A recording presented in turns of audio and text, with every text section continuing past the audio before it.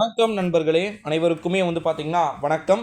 வங்கி கணக்குகளில் minimum balance எவ்வளவு இருக்க வேண்டும்? மினிமம் பேலன்ஸ் இருக்கக்கூடிய நண்பர்களுக்கு மிக முக்கியமான ஒரு அறிவிப்பு ஒன்று வெளியாகியிருக்கிறது. சேமிப்பு கணக்கில் மினிமம் பேலன்ஸ் இவ்வளவுதான் இருக்க வேண்டும், மீறினால் அபராதம். அதை பற்றி தெரியுமா?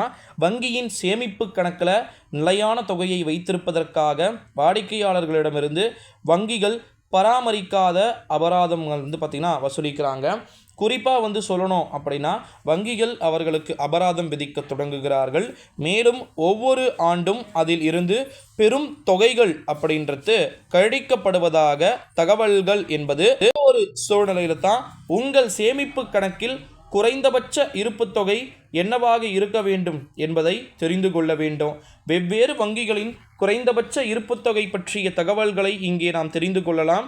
நீங்கள் பாரத ஸ்டேட் வங்கியில் சேமிப்பு கணக்கு வைத்திருந்தால், நீங்கள் ஒரு மெட்ரோ அல்லது நகரத்தில் வசிக்கிறீர்கள் என்றால் உங்கள் கணக்கில் குறைந்தபட்சம் 3000 ரூபாய் வைத்திருக்க வேண்டும்.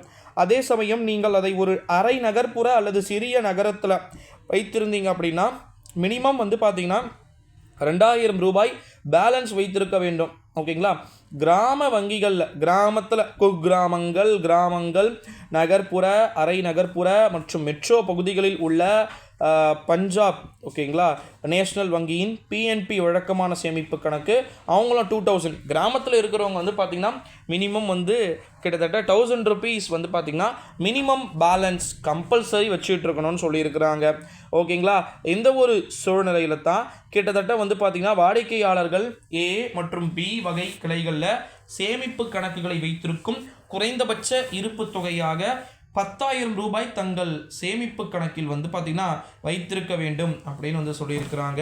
இந்த ஒரு சூழ்நிலையில தான் கிட்டத்தட்ட குறைந்தபட்ச இருப்பு தொகையை பராமரிக்காத வாடிக்கையாளர்களிடம் இருந்து மாதத்திற்கு ரூபாய் 500 வரை பராமரிப்பு அல்லாத கட்டணத்தை பார்த்திங்கன்னா வங்கி வசூலிப்பதற்காக தகவல்கள் என்பது வெளியாகியிருக்கிறது.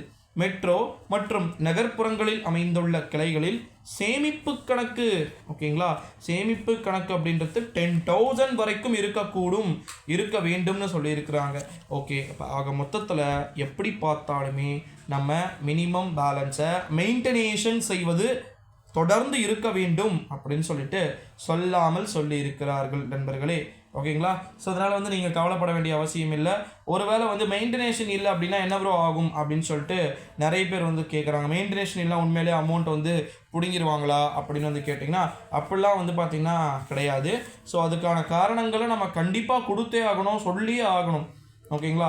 காரணங்களை கரெக்டாக சொன்னோம் அப்படின்னா கண்டிப்பாக அதற்கு ஏற்றாற் போல நடவடிக்கைகள் எடுக்கப்படும் என்பதற்கான வாய்ப்புகளும் சாத்தியக்கூறுகளும் ரொம்ப அதிகமாக இருக்கிறது அப்படின்னே சொல்லலாம். ஸோ அதனால் கண்டினியூஸாக நம்ம வெயிட் பண்ணி தான் பார்க்கணும். எப்பேற்பட்ட அறிவிப்பாக நடக்கப் போகிறது, நடக்கக்கூடுகிறது அப்படின்னு ஸோ தொடர்ந்து வெயிட் பண்ணி பார்க்கலாம் நண்பர்களே. அடுத்தடுத்த வீடியோவில் அடுத்தடுத்த காணொலியில் நம்ம தொடர்ந்து இணைந்திருக்க வேண்டிய ஒரு சூழல்கள் இருக்கிறது அப்படின்னே சொல்லலாம். அது மட்டும் இல்லாமல் இன்னொரு மிக முக்கியமான ஒரு தகவல் என்ன அப்படின்னு பார்த்திங்கன்னா